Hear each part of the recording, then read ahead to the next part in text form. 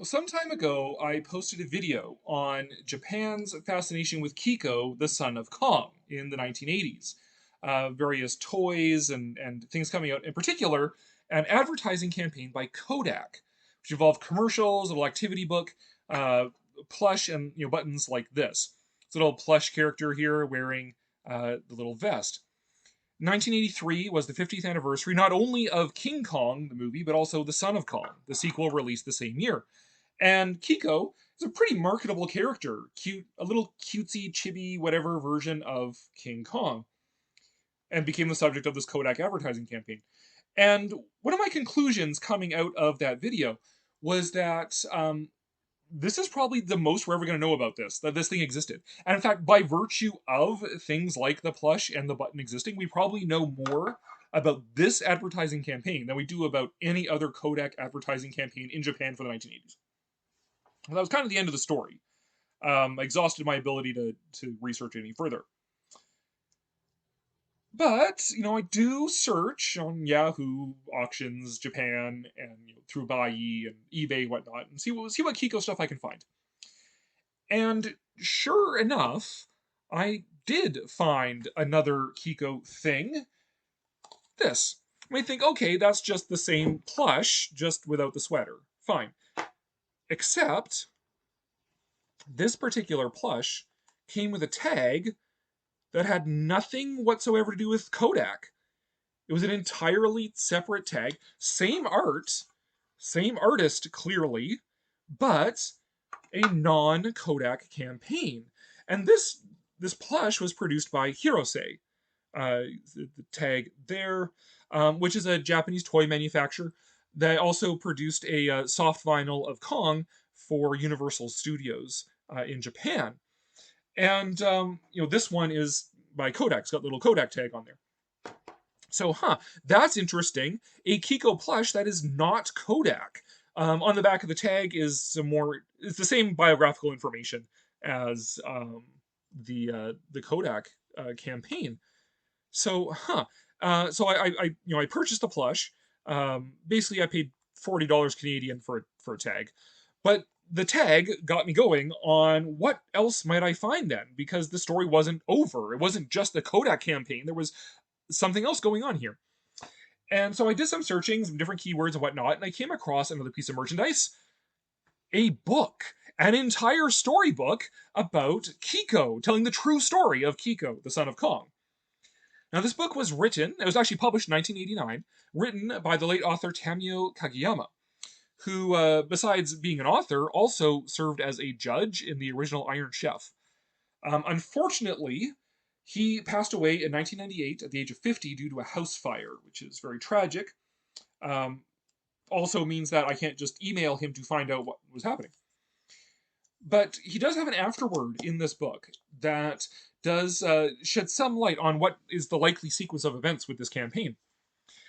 So basically, around 1982, so around the time that the Kodak campaign is gearing up and kicking off, he gets approached with a group of set of illustrations and paintings and whatnot, and he gets approached to write a book. But for whatever reason, that project falls through. That book doesn't happen, but the campaign does go forward, using all that art and everything.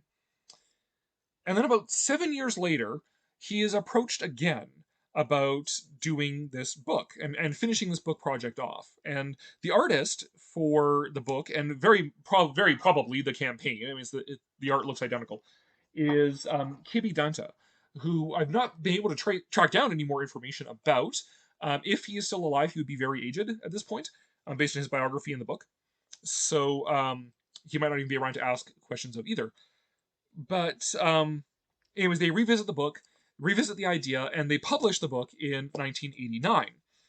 Um, and I don't know if this plush dates to when this book came out, because there's no copyright information about when this was made. It's just this copyright Kiko on the bottom, right down there where my thumb is. That's on everything. Anything with Kiko is this copyright Kiko, and I don't know who had that copyright or what the deal was there. So I don't know if that plush came out as a part of like association with this or what. But either way, this book purports to tell the true story of Kiko, the son of Kong. So what is that true story? The book opens with Kiko spending his days on Skull Island, having fun with the different inhabitants, bothering dinosaurs and being friends with the natives. Kiko would sun himself on the back of a floating brontosaurus. The reaction time of the stegosaurus was so slow that he could step on its tail, climb on its back, poke it with a stick, and run off before the stegosaurus even knew what was happening. It was easy to get away from him because he had such stubby legs. Not so much for the Tyrannosaurus, though. Kiko had to hide up in a tree to tease him. The T Rex never really went after Kiko, though, because he was afraid of Kiko's father, King Kong. Kong left Skull Island when Kiko was very little, so Kiko was mostly raised by Chief Dungadunga. The chief told him about how the white people came to Skull Island in a big ship, tricked Kong, and took him away across the ocean. Then one autumn, one of the planes passing over the island dropped a postcard, as they sometimes do. This one particular postcard it dropped was very large, larger even than the humans on Skull Island. On one side of the postcard was a photo of the Empire State Building in New York. On the other side was a giant handprint from King Kong. Now armed with a clue, Kiko decided that he was going to go to New York to find his father, much to the chagrin of Chief Dungadunga. Despite his warnings that white people lie and have guns and are dangerous, Kiko's mind is fixed. So the chief's son uses the radio to teach Kiko English and asks Kiko to bring him back a helmet from a brave group of undefeated warriors that live in New York, called the Yankees. Thus prepared, Kiko sets off in a canoe laden with bananas and coconuts. Unfortunately, autumn is also the hurricane season, and Kiko's canoe was lost. Thankfully, a passing freighter found him, and boy were they surprised when Kiko started talking to them in English. Captain Pablo of the Venezuelan ship Melissa inspected Kiko for a zipper and pinched his face to see if it was a mask. But sure enough, Kiko was a real talking gorilla. Normally, the Melissa plied the South Seas to pick up bananas, papayas, and mangoes, so this was a very strange cargo indeed. Luckily for Kiko, their next destination was New York. During the voyage, Kiko spent a lot of time with the ship's cook, Mr. Chan, helping him out, learning more English, and hearing stories about Son Goku, the Monkey King. Eventually, they reached New York, and the crew of the Melissa fitted Kiko out with whatever clothes would fit him, gave him a fake ID, and told him not to let the customs people know he was an ape, or he would be taken off to the zoo. They also pooled their money and gave him $38 cash to help him along in finding his father. Off Kiko went into the hustle and bustle of New York. And what always happens to naive foreign tourists in stories about New York?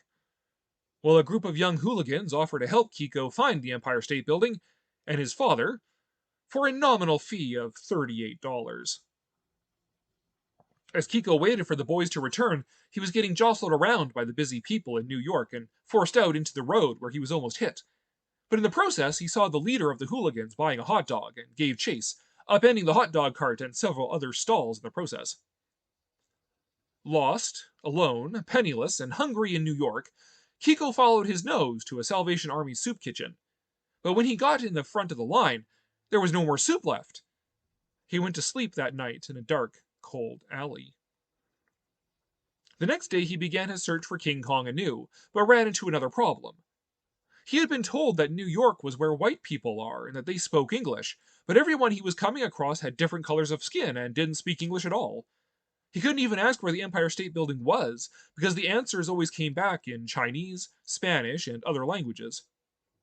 While trying to test the direction of the wind, Kiko inadvertently hired a cab who took him right to the Empire State Building. Unfortunately, when he found out that Kiko had no money, the cabbie drove him right around to a police station where Kiko was arrested. Sitting in a jail cell, Kiko longed for Skull Island, even if his dad wasn't there. The police were vexed with a problem of whether they should call juvenile detention or the Bronx Zoo.